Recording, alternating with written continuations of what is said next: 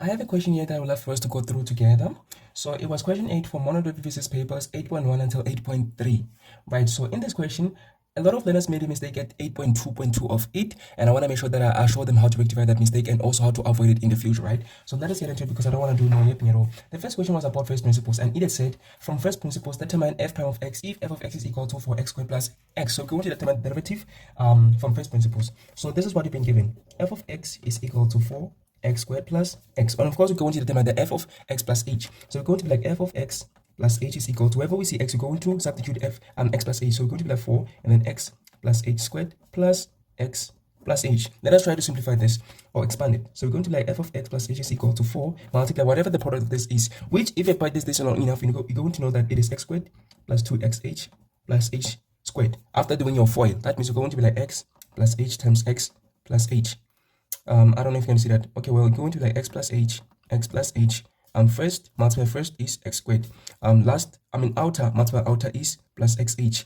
Inner multiply inner is plus xh. Last multiply last is h squared. So xh plus xh is 2xh, and that is how we get this. And then of course we're going to have x plus h. Then if we further simplify this, we're going to have 4 times x squared is 4x squared. 4 times 2xh is 8xh. 4 times h squared is 4h squared, then plus x plus h. So we have f of x there, and then we have f of x plus h by there.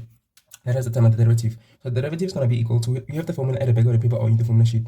So going to the f of x, x plus h minus f of x, this all over h. So we're going to give the limit as h approaches 0 until we substitute 0 wherever we see h. So f of x plus h is 4x squared plus 8xh plus 4h squared plus x plus h. I always tell my learners that everything that is not in terms of 8 is going to be cancelled. Let me repeat that.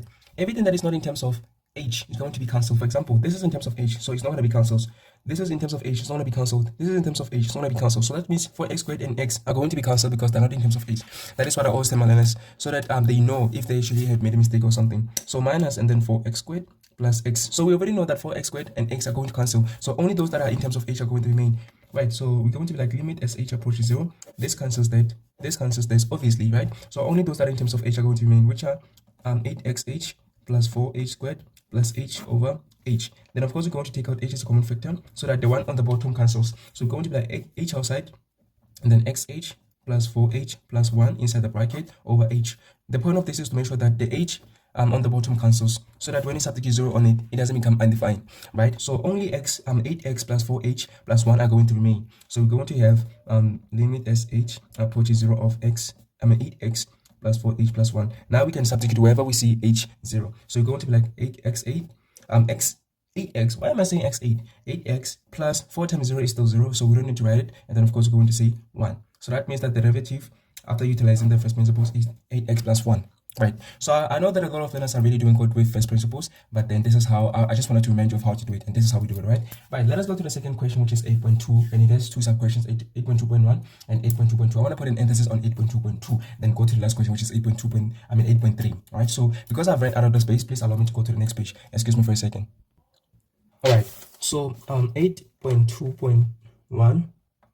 Okay, so 8.2 in general is about differentiation. So 8.2.1 said dx of x squared minus 1 over 2x cubed plus the square root of x, right? So they want the dx of this. That means they want the derivative of this, and we're going to apply differentiation rules. So we're going to be like, since not everything is in, well, of course we're going to derive in terms of x, right? So since not everything is in an exponential form, I call it an exponential form because we're talking about a form where the x is a numerator and also its exponent is either positive or negative, right? So here x is a denominator. We want x to be the numerator. So since the x is the denominator, we're going to have to fix this. And then here x is in a set form. So we don't want the x to be in a set form. We want to be in an exponential form. That means we're going to have to cancel the radical sign. And we're going to apply some exponential rules. So that means that we're going to have to also fix this. This one is already fixed because it's a numerator, it's x over 1, and also it is an exponent. It doesn't matter whether it is negative or positive. So since this is not yet fixed to a standard form, we're going to still keep a dx. So dx, and then we have x squared minus, and then we have 1 over 2x cubed. So we want to make sure that the x cubed goes to the top and becomes a numerator. So we're going to have 1 over 2, then x to the power of negative 3. So certain learners don't understand how I've done this. Anyway, let me cancel it so that we may be able to see how I've done this. So we have x squared, then we have minus, and then that's 1, and then x cubed to the top becomes x to the power of negative 3, then over 2.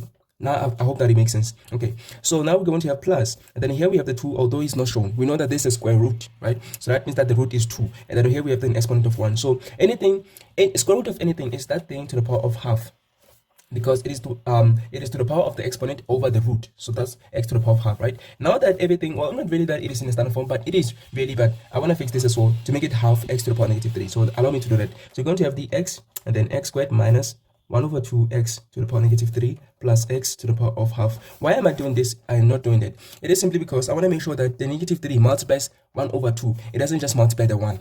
Because if you just write it as 1 x to the power negative 3, you might make a mistake of saying negative 3 multiplied by 1 only. I want negative 3 to multiply 1 over 2. Okay. So now that everything's in a standard form, that means x is a numerator and also it is an exponent. Then we go on to write the equal sign. You don't write the equal sign until everything is in a standard form. I don't like this because it shouldn't make any mess. Anyway, so let us apply differentiation. 2 times 1 is 2, and then only x is going to remain. And then negative 3 times negative half is positive 3 over 2. Then x to the power of negative 3 minus 1 is negative 4. So that means we have negative 4. And then we're going to have plus 1 over 2 times 1 is 1 over 2. Then x to the power of 1 over 2 minus 1. That means half minus 1. That's negative half. And this is how we find the derivative of this.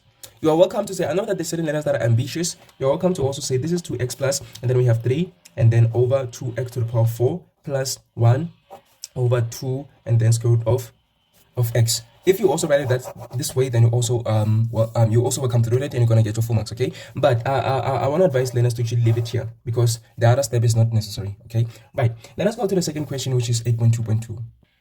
All right. So 8.2.2 says determine the dy over dk if y is equal to k minus 2p squared. So they want the dy over dk. Let me explain the dy over dk. Okay, so when they say dy over dk, they're saying derive y in terms of k.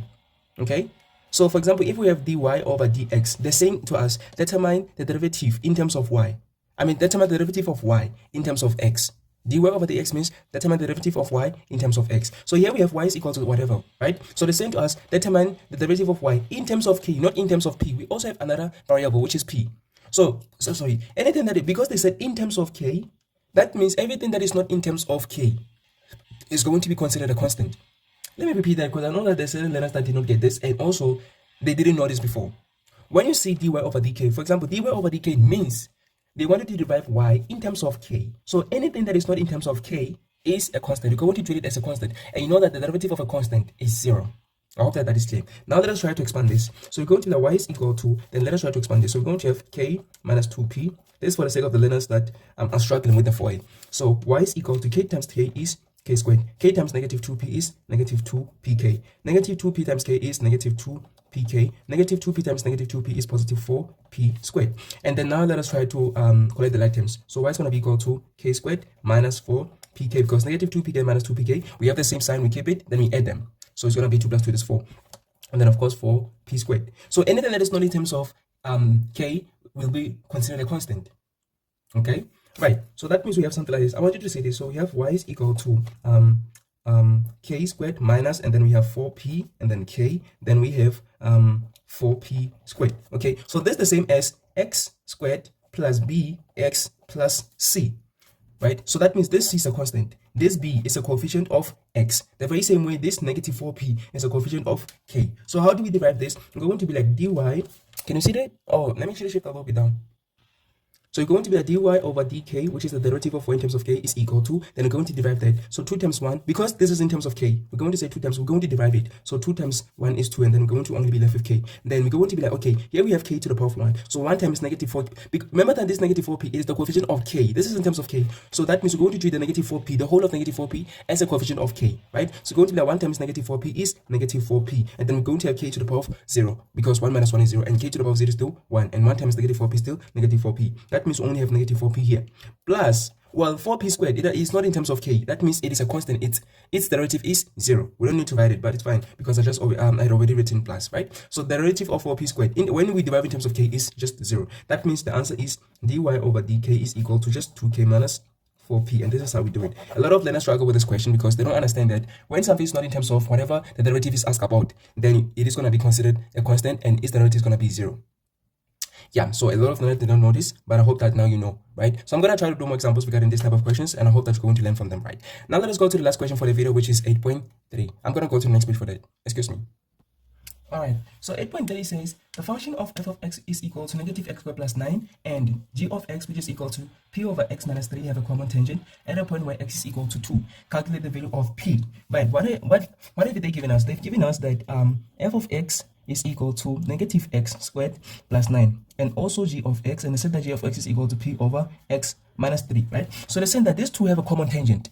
Right? So remember that a tangent is where the quadrant is the derivative, right? Well, the quadrant of the tangent is the derivative of both of the functions. Since they have the common tangent, that means that the derivatives are equal. Okay? So remember that the quadrant of the tangent is the derivative. But since they have the same tangent, that means that the quadrant of the tangent is also the same for both of them. That means the derivative of both of them is the same. The derivative of both of them is the same. Okay? So this is the key to answering this question. The derivative of f and the derivative of g are the same. Why? Because they have a common tangent. That means the quadrant of the tangent of that same tangent is the same. Right, so we're going to derive f first. So we're going to be the derivative of f is, then we're going to apply differentiation. We just did that in the previous question. So we're going to be like negative 2x, then that's all, because 9 is a constant and its derivative is 0. So we have negative 2x, that is f prime of x, which is the derivative of f. We said that is equal to g prime of x, which is the derivative of g, right? It's equal to, what is this?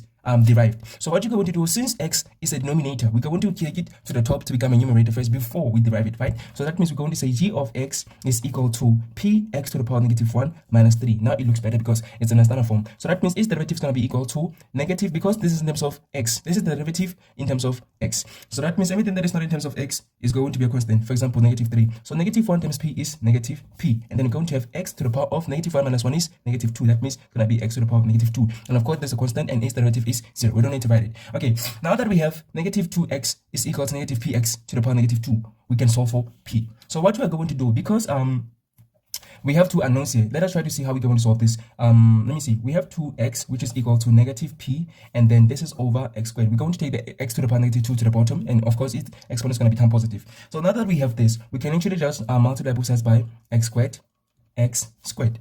Okay. Right, so what you do on the right hand side must also do it on the left hand side. So this x squared is going to cancel this x squared. We want to make sure that we only are left with p. So x squared multiplied by negative 2x is negative 2x cubed, right? So this is equal to negative p. So that means that if we divide both sides by negative 1, we're going to have p is equal to positive 2x cubed.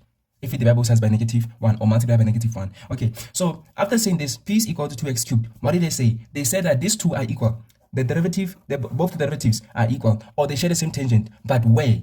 This is the general quadrant of the tangent, but they said where x is equal to 2. That means wherever we see x, we're going to substitute 2. So that means we're going to have p is equal to 2 and then 2 cubed. So that's the same as 2 to the power of 4. Or we can say 2 cubed is 8, 8 times 2 is 16, or 2 to the power 4 is 16. That means p is equal to 16, because they said where x is equal to 2. So this is the quadrant of the tangent, but it is the general one.